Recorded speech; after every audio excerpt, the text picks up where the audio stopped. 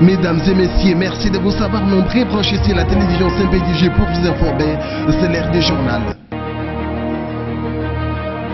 En visite et travail en RDC, le ministre chinois des Affaires étrangères a plaidé pour l'industrialisation de la RDC pour devenir une des puissances mondiales.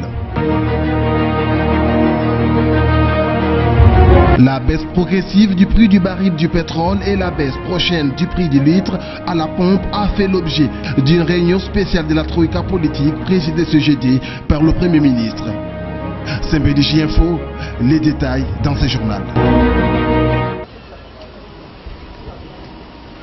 La coopération entre la Chine et la République démocratique du Congo, qui a été établie depuis des décennies par le président de la République, mérite d'être consolidée. C'est ce qui justifie la présence du ministre chinois des Affaires étrangères, Yang Yi, en visite de travail en République démocratique du Congo, qui a rencontré ce jeudi le Premier ministre Augustin Matata Ponyo. La Chine considère la République démocratique du Congo comme un partenaire valable. L'hôte du chef du gouvernement, qui a été conduit à visiter les jardins des Pruniers, s'est dit flatté par la maîtrise de l'histoire de la République démocratique du Congo par le Premier ministre, mais surtout de la volonté de celui-ci d'aller de l'avant.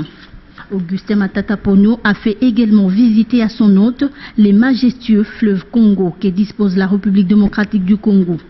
Yang Yi a pour sa part promu d'être interlocuteur de la République démocratique du Congo auprès de la Chine, tout en plaidant pour l'industrialisation de la République démocratique du Congo, porte par où est passée la Chine pour devenir une des puissances mondiales.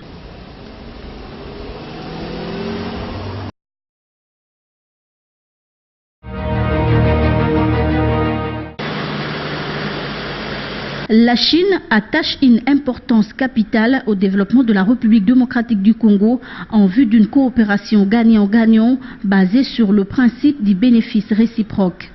C'est la déclaration du ministre chinois des Affaires étrangères au cours d'une conférence animée ce jeudi au ministère des Affaires étrangères avec son homologue congolais Raymond Tshibanda.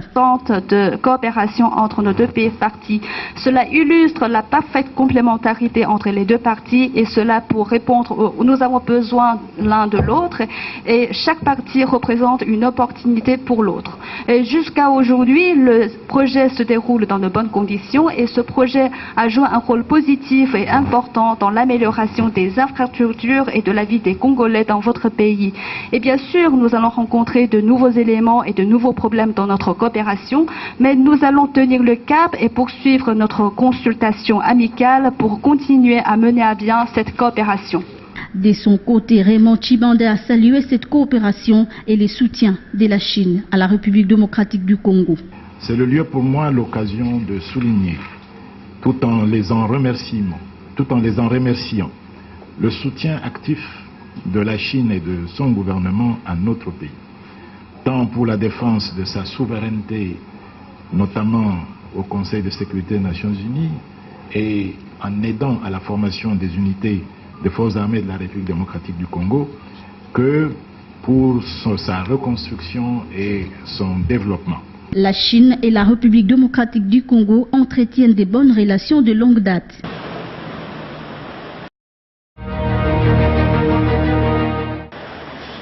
La baisse progressive du prix du baril de pétrole et surtout la baisse prochaine du prix du litre du carburant à la pompe a fait l'objet d'une réunion spéciale de la Troïka stratégique présidée ce jeudi par le Premier ministre Augustin Matata Ponyo. Le Premier ministre a donné la situation économique mondiale où s'observe une baisse continue du baril du pétrole qui se situe aujourd'hui à 48 $ le baril. Il a été examiné également le cours du cuivre qui continue la baisse malheureusement, qui se situe aujourd'hui à 6168 $ la tonne. S'agissant du cobalt, le prix reste stable à 31 575 $ la tonne. Mais sur le plan intérieur, il s'observe le raffermissement des agrégats macroéconomiques. Face à cette situation, la Troïka stratégique pense qu'il y a nécessité d'accélérer la certification des réserves pétrolières.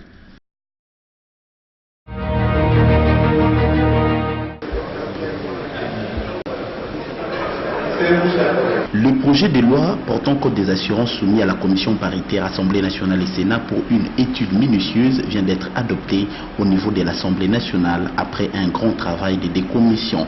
S'en suivra par le chef de l'État de sa promulgation car c'était déjà à sa seconde lecture au niveau du Sénat. Un texte volumineux qui va certes réglementer le secteur des assurances sur le sol congolais. Cette plénière a également connu la présence des élus de l'opposition seulement 48 heures après leur manifestation du lundi dernier. Au-delà du dérapage constaté dans leur attitude, le président a emprunté la voie de la sagesse qui est de pardonner. Mais reste cependant strict aux dégâts causés qui du reste doivent être très vite réparés.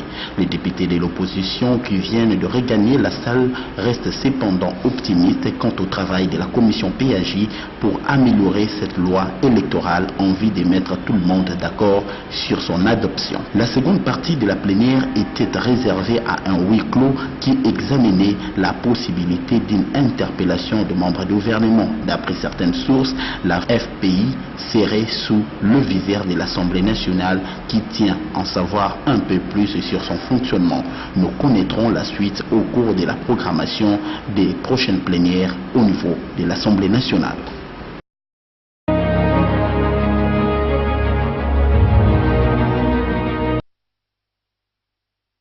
Le directeur de l'information publique de la MONUSCO, Charles Bambara, a co-animé avec le porte-parole militaire, le colonel Prosper Bass, un dîner de presse à l'intention des responsables des médias et des rédactions de la place. Question d'échanger avec ces professionnels des médias autour des activités de la MONUSCO en République démocratique du Congo. De prime abord, Charles Bambara a annoncé aux responsables des médias le début des opérations militaires lancées depuis ce matin par les FARDC contre les FRPI de Cobra Matata, comme le précise le porte-parole militaire. Les opérations se poursuivent depuis ce matin lancées par les FRDC qui ont réussi à contrôler les deux camps du FRPI, parce qu'il faut retenir que le FRPI c'est le front de résistance patriotique de l'Ituri, à la tête duquel se trouvait Cobra Matata, qui avait initié des négociations avec le gouvernement congolais en vue de sa reddition ainsi que de ses miliciens. Évidemment, ces négociations n'ont pas tellement abouti. Ça veut dire que la dynamique qui était enclenchée a été brisée par Cobra Matata lui-même, qui a tenté de retourner dans la brousse malgré les conditions dans lesquelles il était mis pour pouvoir mieux discuter la reddition de ces éléments. Évidemment, la menace était là parce que les miliciens étaient autour de Aveba. Particulièrement, ils essaimaient le marché de Aveba, mais certains miliciens qui étaient toujours réfractaires à ce processus de reddition se sont engagés à commettre, comme d'habitude, des exactions contre les populations civiles, ce qui était aussi inacceptable. S'agissant des opérations à mener contre les FDLR, le directeur de l'information publique atteste que celles-ci sont une évidence et la force de la MONUSCO est prête à lancer l'offensive à tout moment que le go sera donné. Les opérations peuvent commencer à tout instant, nous savons maintenant, car la planification militaire sur le terrain est fin prête entre les FRDC d'un côté et la force de la MONUSCO. Depuis de longs mois, depuis de très longues semaines, ils ont ensemble travaillé pour mettre au point ces opérations. Nous attendons maintenant le feu vert de l'autorité politique et une fois que ce feu vert est donné, l'opération sera déclenchée à la seconde, à la minute et à la date donnée par les troupes conjointes de la MONUSCO et des FARDC. Et vous savez très bien que notre objectif, c'est d'éradiquer de ce pays les FDLR qui pendant 20 ans ont pillé, rançonné les populations locales et ont fait des exactions contre ces populations. Nous les ciblons et nous les ciblerons de façon précise, sans que les populations qui vivent autour soient touchées. Nous allons tout faire pour minimiser au maximum les dégâts collatéraux afin d'atteindre notre objectif, la fin des FDLR. Pour le président provincial de Lyon-PC et DG de Télé 50, Jean-Marie Kassamba, cet exercice s'inscrit dans l'obligation qu'a la MONUSCO de livrer à la population congolaise la bonne information quant à son déploiement en République démocratique du Congo. La MONUSCO doit établir un lien direct avec la presse nationale pour donner des vraies informations, lesquelles informations vont nous permettre d'apprécier la vraie situation du terrain. Et surtout que la MONUSCO doit apporter au peuple congolais les soutiens dont ce peuple a besoin aujourd'hui. 20 ans quasiment de présence de la MONUSCO ici mérite une certaine clarté dans la manière de mener des missions ici. L'attaque des FDLR ou d'autres groupes armés doit se faire aussi d'une manière, on va dire, équilibrée. Pression sur la RDC, mais également pression sur le Rwanda, sur l'Ouganda, parce qu'ils sont tous signataires de l'accord d'Addis Abeba. Donc nous, de la presse, nous devons avoir des vraies informations auprès de la MONUSCO pour soutenir, le cas échéant, leur action ici. Sinon, ça serait de la distraction, ou parfois on nous donne la moitié des informations qui ne nous facilitent pas la tâche pour faire notre travail. La direction de l'information publique de la MONUSCO promet de travailler toujours en synergie avec les médias congolais pour mieux informer la population sur ces différentes activités.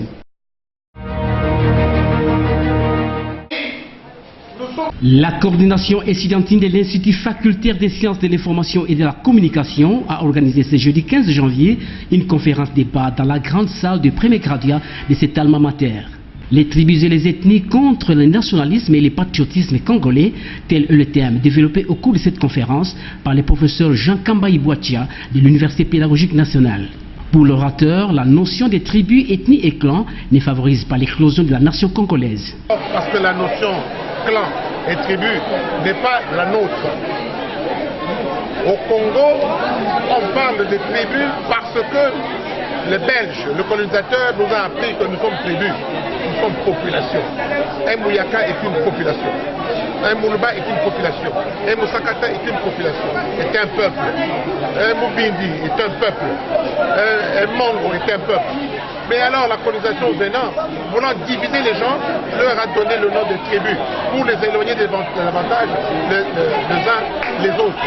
Et ensuite, la notion de tribu donne dans la tête de ceux qui l'entendent des gens barbares, des gens qui n'ont pas de langue, des gens qui ont de patois, qui ont des dialectes. Dans son intervention, le président de la coordination estudiantine de l'IFASIC, Serge Chimanga, a pour sa part expliqué les pourquoi du choix de ces thèmes apportés à la veille de la commémoration des héros nationaux. Ok, vous savez que l'image de l'étudiant congolais est ternie et je vous assure qu'il y a encore une réserve pour, n'est-ce pas, cet étudiant dont le Congo a besoin, de l'IFASIC.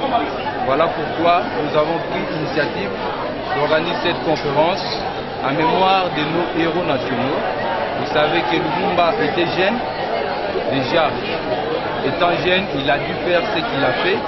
Nous et Laurent désiraient la même chose et vous remarquerez bien que la plupart de nos autorités ont eu le pouvoir tout étant jeunes.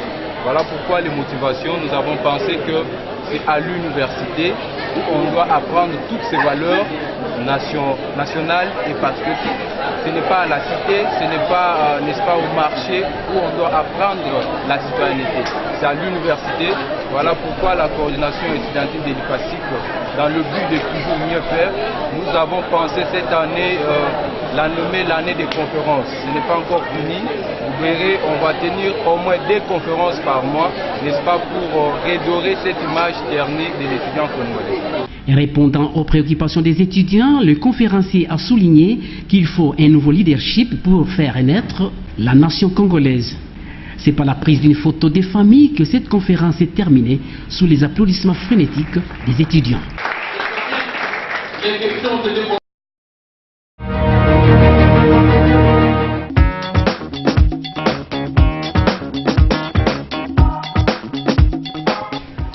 En province orientale, des violents combats opposent depuis ce jeudi 15 janvier dans la matinée les FARDC au FRPI de Kobo Matata réfractaires au désarmement volontaire. Les 2 protagonistes s'affrontent dans la chefferie de Walendu Bindi. Les forces loyalistes affirment que ce sont les miliciens de FRPI qui les ont attaqués en premier. Aucun bilan n'est encore disponible. Dans la province de l'Équateur, la police de Mbandaka a présenté ce mercredi 14 janvier 8 suspects accusés de banditisme urbain appelé Kuluna. Selon le commissaire urbain de la police, le leader de ce groupe, un certain Rigen Wena, était déjà recherché pour avoir amputé l'avant-bras d'une quinquagénaire dans le quartier Mbandaka 2. 2 femmes, dont l'épouse d'un officier de police parti en mutation, font partie de cette bande. Au site Kivu, 3 personnes sont mortes dans un accrochage qui a opposé dans la nuit de mercredi à jeudi 15 janvier les FARDC à un groupe d'hommes armés supposés appartenir au groupe Yakutumba. Ces combats ont eu lieu à Tulungue, un village situé à 35 km au sud de Lulimba. Toujours au sud Kivu, les habitants des villages situés dans la plaine de la Ruzizi saluent la restauration graduelle de la sécurité dans leur contrée. Selon la population sur place, l'opération militaire Kamilisha ou Salama 2, qui bénéficie de l'appui de la MONUSCO, a pu contrer l'action des milices locales dans cette zone.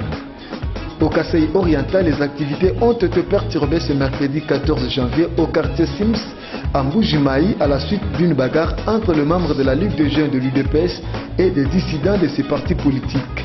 Ces derniers, qui ont adhéré il y a peu à un parti politique de la majorité présidentielle, auraient tenté d'implanter les drapeaux de leur nouveau parti devant l'un des lieux de rassemblement de l'UDPS appelé Parlement debout.